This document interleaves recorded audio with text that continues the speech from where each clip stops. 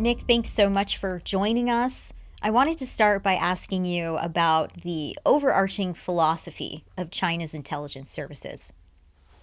Well, China's intelligence services actually start out and sort of maintain a primary responsibility of protecting the party. Everything is in that sense, internally focused. First primary responsibility is protecting the party. Second to that is now as China's a rising power, it takes the role of the Ministry of State Security, takes the role as other global intelligence organizations will of supporting China's interests globally. And that means military intelligence, that means political intelligence, and lastly, it also means economic intelligence. Right. Well, we have seen the Chinese go after not just information about members of the U.S. government on national, state, and local levels, but also getting national security information, information from the tech sector, critical infrastructure, as well as dissidents. Right. That they're different spheres, and you can watch not only the Ministry of State Security, but other elements of the Chinese government and Communist Party attacking different sectors like that. Economic espionage, illegal exports of technology, of course, the traditional national security espionage, and many others. So, how is this different than, say, Western spy agencies? Well, actually, it's quite different. China uses what we call a whole of society approach in conducting espionage. The United States has the CIA and the FBI and other Western intelligence, agencies exist obviously, but they don't leverage and employ society as a major collection component of their intelligence apparatus. China does. They're state-owned enterprises, 150,000 of them, and they are literally tasked by the Chinese Communist Party to collect information and to influence foreign governments. Same thing with their companies. Their national security laws require they provide intelligence, not an option. They have to provide intelligence to the Chinese government. So they are leveraging an entire society. Right. So that would be like if you worked at Lockheed Martin or Raytheon and you had to collect information on an adversary or a person of interest. That would be like if you worked at a hotel and a foreign visitor came in, you have to collect information on that person and pass it in. And in fact, you could go look in Chinese documents and you see the statistics of how many people they recruit in hotels and restaurants and things like that, to collect against foreigners in the area. So it really is a massive, massive campaign. But are they witting or unwitting? Is there a genuine desire to contribute to the protection of the party and to the intelligence services? Or is it done in a way that is almost just a necessity? So that's a good question, and I don't have a great answer for it. I've read emails between Ministry of State Security officers and, for example, hotel managers, and just seen the correspondence going back and forth. Hey, I'm with the Ministry of State Security in an open email, no less, and we want you to take these names off the books when we register a person. And, oh, certainly, sir, not a problem. Doesn't say I'm doing this because I feel threatened if I don't, or if I'm doing this because it's a collaborative thing and I believe in it. That's a tough call to make. But certainly there would be a way to understand that if you had access to that person. Have you ever attempted to make contact with people who are committing to doing this work on behalf of the state? Oh, yeah, I certainly have spoken to individuals, people who have been recruited assets from the Ministry of State Security.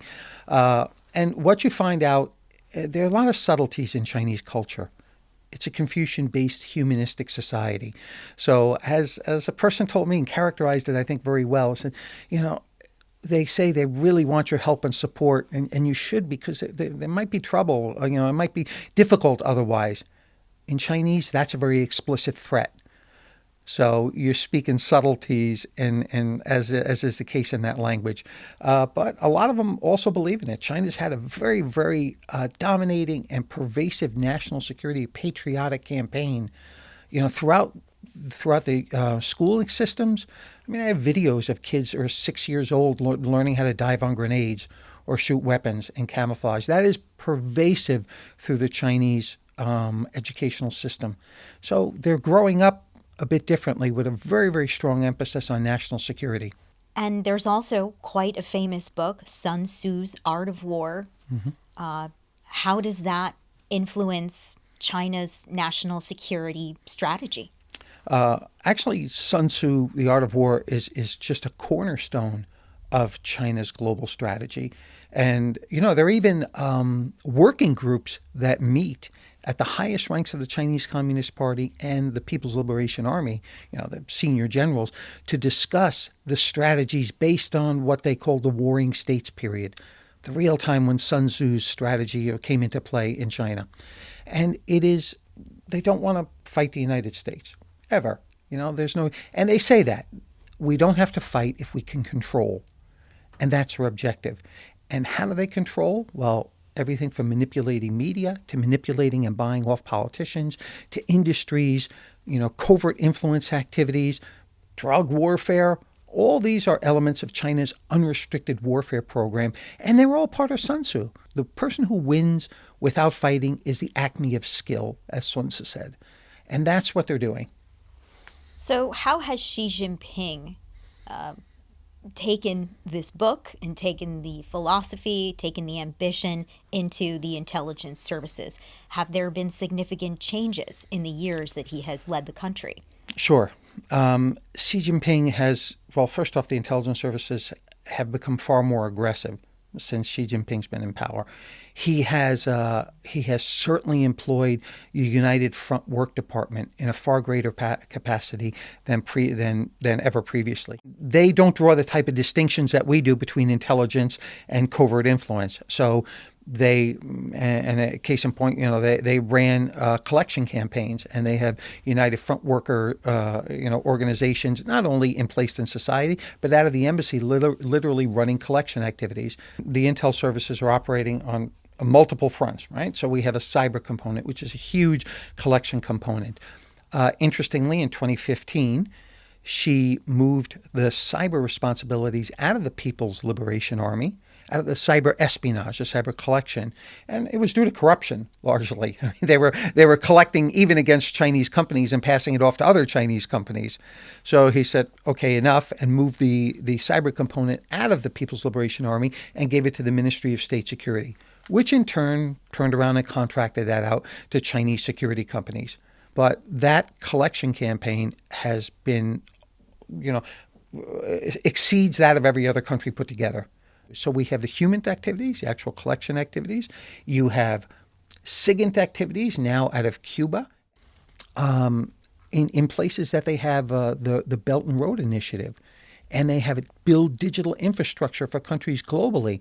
You have a cyber collection component there.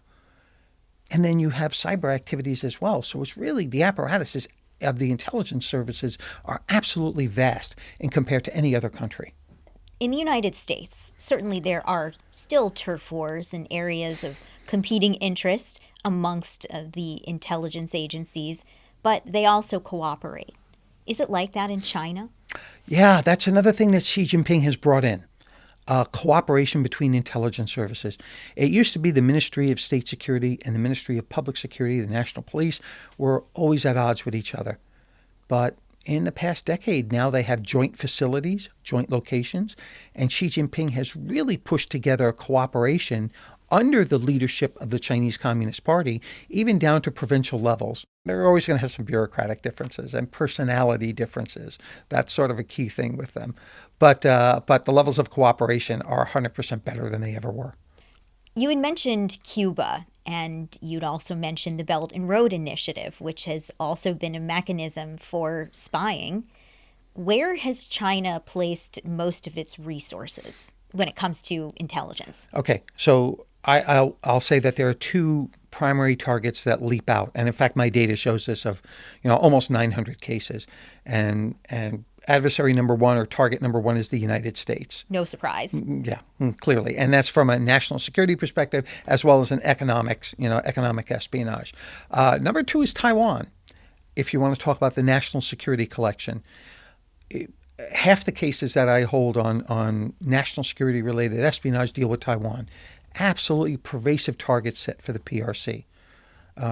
Europe is a secondary as far as technology is concerned. So economic espionage against Germany, France, actually Sweden, and then political manipulation, very very aggressive in Europe and in the United States now at a sub-state at a sub-federal level. So we used to have it up until about 2019 that targeting for political manipulation, covert influence, was primarily against the federal government. A Chinese think tank came out with a study that said that listed all the governors and their attitudes, how favorable towards China, and it recommended that as the attitude hardens against China in Washington, we should move to the state levels. And this was done by a think tank for the United Front Work Department. And we've seen that clearly come out in cases now. And I've had former counterintelligence agents of the FBI describe to me how, in years past, before this was even brought to light, that the Chinese were going after members of state houses, and they had already started looking at politicians on that level for influence, for leverage. Right. It's absolutely true. The FBI really didn't concern itself with this up until very recently. But it has been going on for quite some period of time, like literally back to the 80s that I can recall. So how is it that this has happened for decades? We've not had arrests, we've not had prosecutions, we've had nothing that has happened up until recently. Well, I would wager that ultimately back in the 80s, China wasn't seen as such a threat. Right. That's exactly correct. And it wasn't until, very recently that the investigative spigot, if you will, has been turned on, that we're actually looking at these things. So you have this database. So tell me how you tend to it. Okay, well, it's a database that has almost 900 specific cases in it, thousands of individuals, because in some cases there are multiple individuals, and I list everything from the dates the activities happened, the academic achievement level of the person, exactly what they were trying to get, the type of tradecraft that they employed, broken up into categories, what their motivations were, whether it's a ethno-nationalistic motivation or money or business incentive, as well as some details about their tradecraft and their associations and contacts. So you get all that in a database. And when you start to analyze it, to pull it together, you can start to see, okay, well, the aerospace industry, for example, what type of tradecraft was employed against the aerospace industry, and how frequently did it happen, and what type of cases? And it really lets you provide for an insider threat. No, this is your industry, the biotech industry, the aerospace. This is exactly how they're targeting you. And by the way, these are the areas and locations that they have been targeting you. So it gives you extraordinary insights in that way, and I do put that in my latest book. So it starts with open source information out there in the public, but you go deeper than that.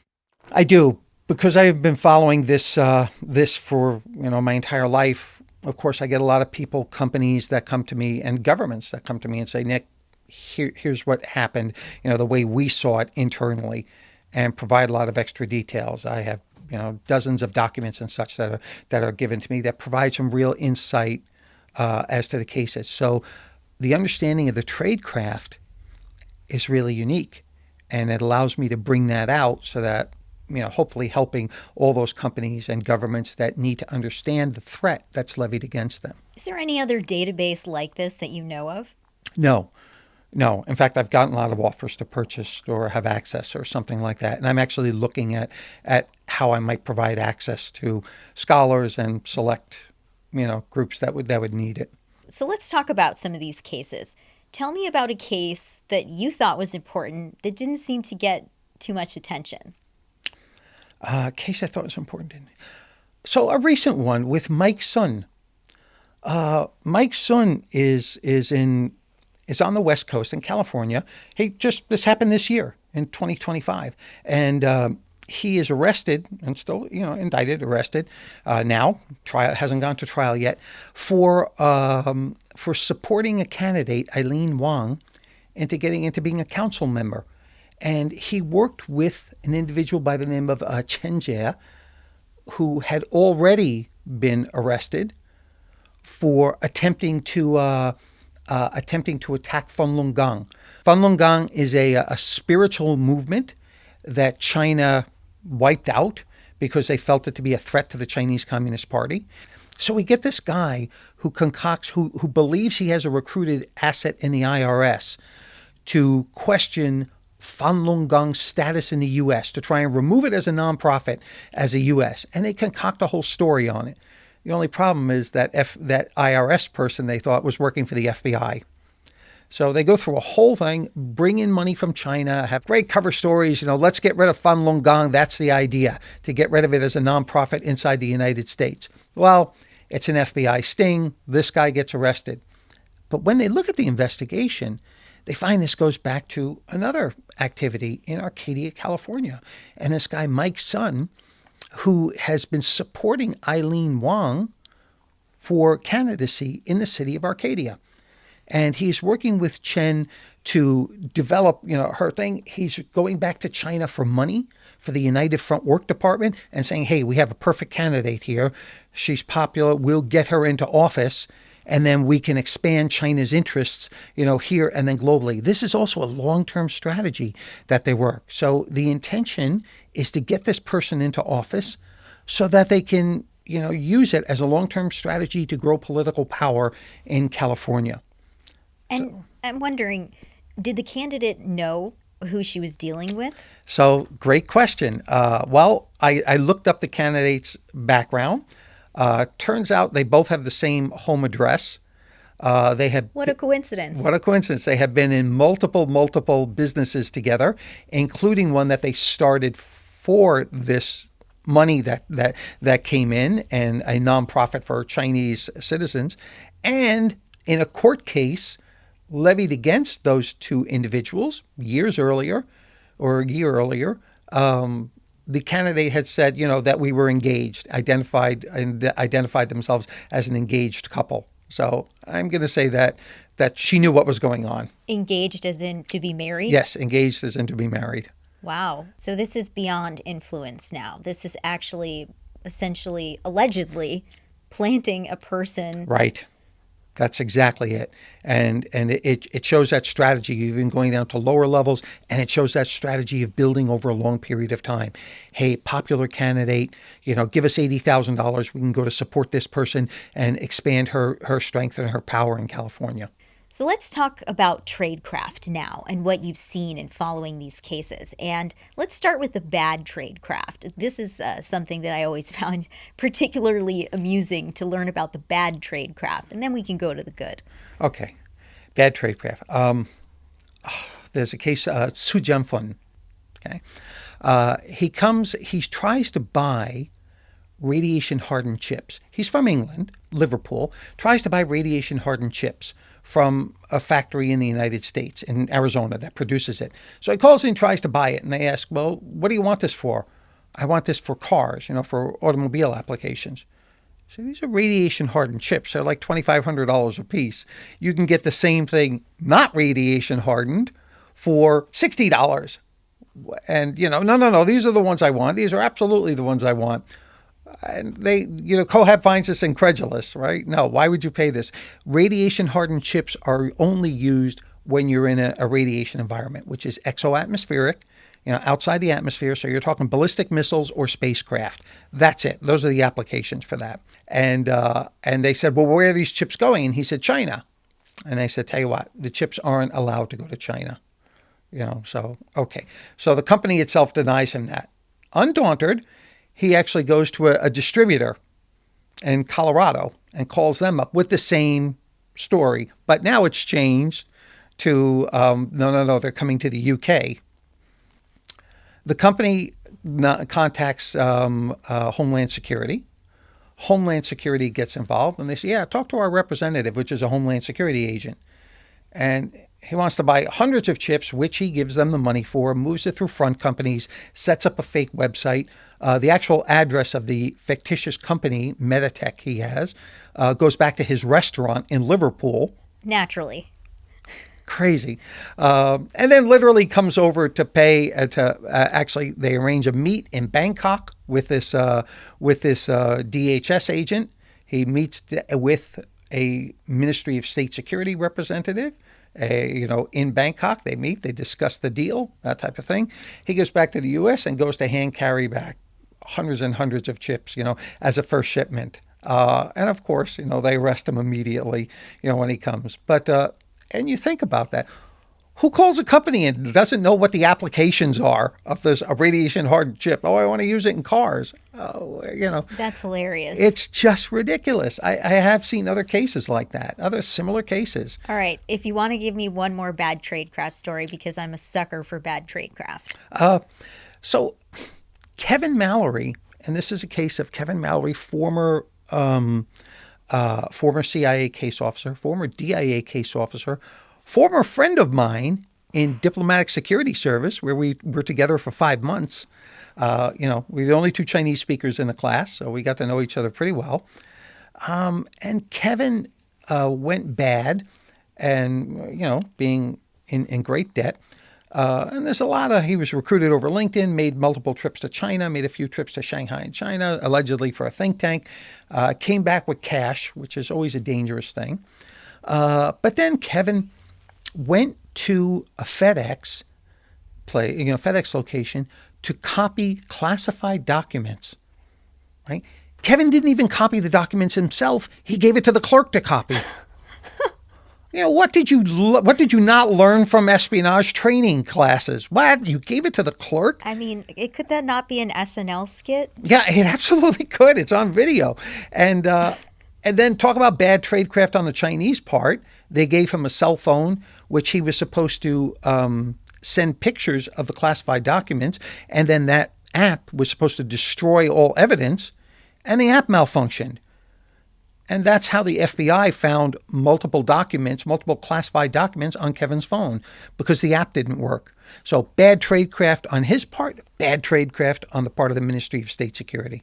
So let's go on to the strong tradecraft, which might be harder to uncover. Yeah, certainly, because if it's really good tradecraft, we don't know about it.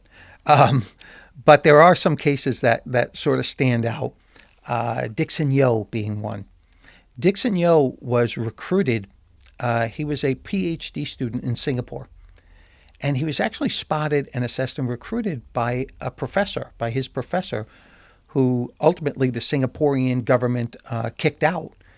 But this guy, and they expelled him for covert influence activities and such, within Singapore. And he was Dixon Yo's mentor at the National University in Singapore. Dixon Yo makes multiple trips to China. The Ministry of State Security routes him past customs so he doesn't have a stamp in his passport saying that he went to China. They sort of wine and dine him. He studies in China. He's ultimately recruited for service by the Shanghai State Security Bureau. So, acting on behalf of China. First, they target him against the Singaporean government, and then Southeast Asia. He's not able to make, effective gains, in an area like that. Then he goes to Washington, D.C. as a visiting scholar at George Washington University. Here he starts making changes, starts making advances. And the operation security they give him is, don't communicate with us. If you must communicate, use a cafe or something like that with a different, IP address. When you communicate with us outside of country, use WeChat. And every time you contact us, use a different WeChat account. Delete your own WeChat account, your old one, and then use a new one. So they're really taking strong security measures with this guy. What they ultimately wind up doing is he sets up a company online, Resolute something or other. But it's the actual name of a real management company. And through that, he recruits people for resumes, offering them employment on doing papers and stuff like that. 400 resumes, all top secret security clearance holders he gets. Wow. Passes those off to the Ministry of State Security, go after this one, that one, another one, this one. And those are the ones he targets and gets starts with papers, that first step of let's get unclassified papers. And they do provide papers on the Secretary of State, on the U.S. position in Afghanistan, on any number of other, topics. And each one of those is in a recruitment process that it was a beautiful operation. I mean, it was just absolutely done well.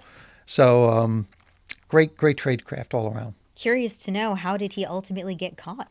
I'm curious myself. How did the Bureau know, what he was doing? Because all the tradecraft steps were right. It's a wilderness of mirrors, as they say, right? We don't know. Let's talk about Jerry Lee. This is a very serious case. He potentially gave up the names of Chinese spies working for the CIA after there were a slew of people who were arrested, who were killed. Tell me more about that case. Right. Well, Jerry Lee was a case officer. And after his time in the agency, went to Hong Kong and China, went back and forth. In fact, he worked in security for a tobacco company. He was fired from that job for, allegedly kind of mishandling or, working with individuals he shouldn't have been working with. And the MSS approached him, the Ministry of State Security approached him in Hong Kong and said, Jerry, work for us. You're not going to have to work again. Jerry says, yes. Okay, I'll do that. And starts, as far as we know, giving them over information on all his clandestine contacts, on all those contacts and CIA operations in China. The FBI actually gets wind of this and tries to entice him to come back to the U.S. for potential employment. And this worked well because the Ministry of State Security was telling him, if you can get back into that loop and get back into current classified information. Because remember, Jerry's been out a few years now, and the information, it helps them cover some holes in their security structure, but it's old. And he's only so useful in that regard. So they want him to get current. Standard practice. So coincidentally, the FBI is responsive to that. Sure, come back. He goes to a hotel room in Hawaii, and the FBI does a surreptitious penetration of his room, and they find his notebook, and he's got all the CIA cases written down, all the names, the true names written down, etc. Now that's some bad tradecraft right there. Yeah, it is. Sometimes people get lazy and old in the field. Being disciplined about sticking to operation security procedure is part of that job. And he wasn't. And that's what ultimately tripped him up and got him arrested and convicted. But tremendous damage that he did. Oh, yeah, no question. You don't know exactly what, even if he did provide the names and such, there were a few other avenues that China was getting information from that could have resulted in that 2010, publicly a wipeout of American assets, inside China. So what actually hurts more than that is then the willingness of people to cooperate with the United States after something like that. A few years later, people are still saying, yeah, I saw what happened 5 years ago. Don't come near me. I don't want to talk to you guys. So it does have longer range of effects. Right. A very damaging case on the American side. Right. If nothing else. Yes, absolutely. And the Chinese also have made a practice of targeting dissidents to harass them, to silence them, and sometimes to try to bring them across the seas back to China through coercion or even abduction. Right. There have been a lot of cases where you definitely see coercion, implied threats, and sometimes even more directly. 2015, for example, the Causeway Bookstore in Hong Kong, which had been publishing books about Xi Jinping's family. Well, they literally did a rendition operation in Hong Kong and brought the bookstore owner back to China. 3 owners brought 2 back, one from Hong Kong. I don't know where the second one, the third one was in Thailand. And they went and they grabbed him in Thailand and brought him back to China too. So their outreach, and I've seen cases like that in Vietnam where they've done the same thing, rendition operations where they've brought people back. So it's and this is primarily Ministry of Public Security going out getting these people. So there's a lot of that going on. There's a lot of Ministry of State Security penetration of dissident organizations. A case in in New York City recently. This past year, Wang Shujun is the guy's name. And he had been reporting to the Ministry of State Security, as much as we can see, from about 2006, 2007, working for a nonprofit organization, allegedly a Chinese democracy organization, meanwhile spying on all the other dissidents, informing the Chinese government of their plans, and and helping to thwart and identify people. So a spy in their midst for well over a decade. China also has been very public about its long-term strategies. There's Made in China 2025 to dominate the tech sector. There's Vision 35 to become a more modern society. Tell me about a long-term case. The Ministry of State Security has a phrase for that, and it was actually taken from Mao Zedong. It's called Qiandiyu, which is literally translates to bottom sinking fish, or fish on the bottom of the ocean. And what Mao said, which was followed by Ho Chi Minh in that system, is that all our people are like fish in the ocean. They're all eyes watching any threat that's there, and all comes back to the party. So a long-term asset in the Ministry of State Security is called that, fish on the bottom of the ocean. And we've seen a lot of cases like I've talked to assets that have been placed in the United States with the expectation in 10 years, 15 years, they're going to start working. We see cases like Fang Fang, who was Christine Fang, who was in California at a university I think it was San Francisco Bay University that she was at, and she quickly rises to run the student association there, two student associations there, and ingrains herself into local politics. Right, so she's working with the Chinese diaspora. She's volunteering and supporting Chinese candidates and candidates that support China. She's also supporting Congressman Chua, who also ran for presidency. In fact, people I spoke to said every party that ever happened that I was at, they came in together and they left together. So it was only after the FBI gave him a defensive briefing that he cut contact with her. Because what the FBI found is that she was meeting a case officer regularly at the San Francisco consulate. So look at the effort here. Swalwell ran for the presidency. She was with him since before he was a congressman. So the effort of placing a person, which cost them almost nothing, but placing a person long term and to be able to have influence on a member of Congress and then ultimately perhaps the presidency, is an extraordinary investment. It's just an extraordinary way of looking at things. And over those years, she was able to build an extraordinary web of people who were working in politics and other areas of influence, developed relationships with them, some sexual, some social. Yeah, she absolutely did. But she had some contact with, followed and supported about 40 politicians, with U.S. politicians. So here's a person who is actively working to ingratiate themselves in the American political systems at multiple levels. Having spent so much time tracking these cases, what's the future of China's espionage? I would say the future is looking pretty good for them. And the reason is because the West, the adversaries, don't have an ability to contend with it. They don't have an ability to understand or to respond to this type of mass approach that China is using. And that's problematic. I mean, we can go hunt down cases and hunt down people left and right and keep doing it and keep doing it. That isn't stopping it. It isn't even slowing it down. We don't have the resources to keep up with this. Nobody does. And we're the best, right? We're the best out of anyone in the world, and we don't have the resources to keep up with this. We've got to find a better way. That's the only way that we are going to be able to contend with this activity on behalf of China. These are just the cases that we know. Correct. Knowing all of this, it's a lot to hold. It's a lot to carry. What's weighing on you? So if I think about what keeps me up at night, relative to this, it's how we are structured or how we are not structured to be able to contend with it. And organizational culture is probably our biggest adversary here, right? The U.S. government is very good about protecting itself, but that doesn't help Procter & Gamble or GE or the thousands of other companies that are really targets for economic espionage. we are losing our intellectual property, and it's been trillions of dollars up until this point.